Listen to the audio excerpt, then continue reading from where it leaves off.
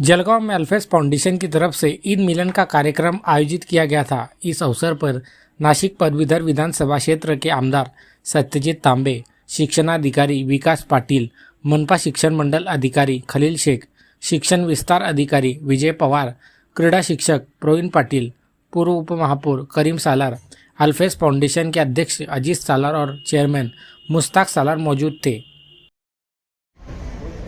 चाहे आप किसी भी पद पे काम करो, आपकी सोच अगर बड़ी है तो मुझे लगता है कि मौका मिलता रहता है। और इसलिए मैं सालार साहब से कह रहा था कि क्योंकि हमारे यहाँ भी काफी तादाद में मुस्लिम है और वो भी आते रहते हैं हमारे यहाँ अहमदनगर में, श्रीरामपुर में, इनके पूरे महाराष्ट्र में हर जगह उनका मुसलमानों में का सेट है। हाँ, ऐसे है। ये इनामदार साहब जैसे मैं उनको देखता हूँ। समय नहीं है कि आपका भाषण होगा, शायद मैं बोलता तो नहीं, मैं उनको इकरा अहमदनगर में भी है, पीए इनामदार साहब के मार्गदर्शन में चलता है। मैं पीए इनामदार साहब को भी देखता हूँ कि बड़ा काम उन्होंने किया और मुझे लगता है कि बुद्धिजीवी लोगों का ही काम है, क्योंकि जिस तरह के हालात इस देश में बने हैं, इस हालात के लिए बिना सोचने वाले लोगों की तादाद ज्यादा बढ़ गई है। मतलब जो सोचते नहीं है कि क्या है, क्या सही है, क्या गलत है, ये सोचने का।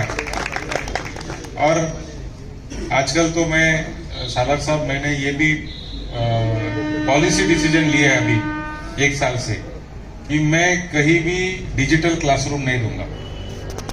मैं डिजिटल के अब खिलाफ चला गया पिछले 1 साल से, क्योंकि मैंने देखा कि ये डिजिटल जब से आया है तब से सोचने का जो वो नहीं, सोचने की उनकी बच्चों की अब कैपेसिटी नहीं रही है। वो पूरा उनको जो आप दिखाते हो वही वो देखते हैं। उसमें 2 तरह के प्रॉब्लम हो चुके हैं। अभी यहाँ पे बड़ी तादाद में शिक्षक भी है, बहुत सारे शिक्षक मैंने ऐसे भी देखे हैं कि जो वो डिजिटल क्लासरूम में उस पे वो यूट्यूब पे कुछ चला देते हैं और उसी पे सिखाते हैं यूट्यूब पे। और ऐसे भी लड़के मैंने देखे, ऐसे भी बच्चे देखे कि उन्होंने सोचना ही बंद कर दिया है। पहले क्या था, पहले के जमाने में, मतलब आपके जमाने तो बहुत ज्यादा था, हमारे जमाने में भी था, क्योंकि हम जब स्कूल में जाते थे तब डिजिटल तो था ही नहीं। विजुअलाइजेशन की एक ताकत होती थी। अगर हमारे बच्चों को हम सिखाते थे, एक था राजा, एक थी रानी, राजा ने ये कपड़े पहने थे, रानी ने ऐसे कपड़े पहने थे, राजा ऐसे ऐसे चलता था, तो बच्चे दिमाग में सोचते थे और वो विजुअलाइज करते थे कि कैसे रहेगा राजा। तो एक इमेज बनती थी उनके मन में। आज आप सीधा उसको राजा ही दिखाते हो टीवी पे, तो उसकी सोचने की कैपेसिटी बंद हो चुकी है। और उससे फिर ये जो आगे के जो मसले बढ़े हैं, क्योंकि सोचने की कैपेसिटी, खुदा के लिए रोजा रखा है, वो देख रहा है। हर धर्म के, जैन धर्म के तो उपवास का तस्वीर हम कर ही नहीं सकते, इतने कड़क उपवास होते हैं।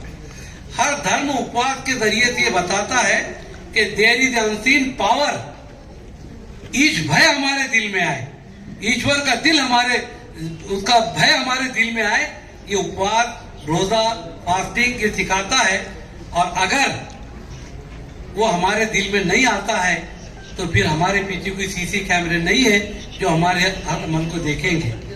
मैं तो राधा इस्लाम के अंदर अगर 1 महीने के रोजे किसी मुसलमान को मिले और उसके कैरेक्टर में कोई फर्क ना पड़े, झूठ बोलता होगा और फिर झूठ बोले रमजान के बाद में, वो 11 महीने में बुरे काम करे, उसके हाथों से लोगों पर अन्याय हो, उसके पांव गलत जुए खाने और शराब खाने में जाए, तो प्रॉफेट मोहम्मद सल्लल्लाहु अलैहि वसल्लम ने फरमाया ऐसे इंसान का भूखा प्यासा रहना ईश्वर को अभिप्रेत नहीं है, उसको कोई जरूरत नहीं, वो रोजे ना रखे। तो हर धर्म उपवास के जरिए से यही सिखाता है कि हम अपने अलावा भूख का एहसास कैसे होता है, प्यास का एहसास कैसे होता है, गरीबों की पीड़ा क्या है, ये जिस दिन हो जाएगा उस दिन समझ लीजिए कि जो एक अच्छा शांत पीर जगत गुरु की जो बात की जाती है, सही मानों में रॉकेट बनाने से और चांद पर जाने से हम जगत गुरु नहीं बनेंगे।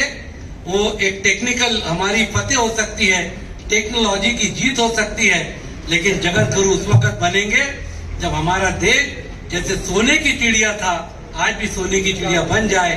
लोग एक दूसरे के साथ प्रेम सद्भावना से रहे।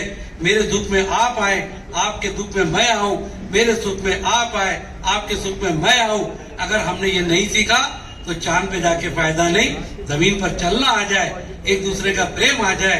इस ईद मिलन के प्रोग्राम से यही मैसेज देने का जो काम किया गया है, मैं इनको मुबारकबाद देता हूं और शुक्र अदा करता हूं।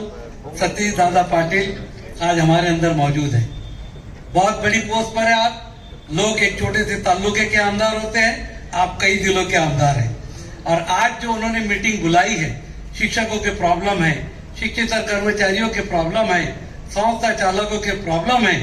दोस्तों, ये आपको जवान छोटे दिख रहे हैं, लेकिन मैं इनके अंदर इनके पिताजी तांबे साहब को देख रहा हूँ। बहुत नर्मता से, इतने अच्छे अंदाज से सबके प्रॉब्लम को समझकर एक एक चीज वहां पर मिनट में लिखवाई और एक उम्मीद बंधी है।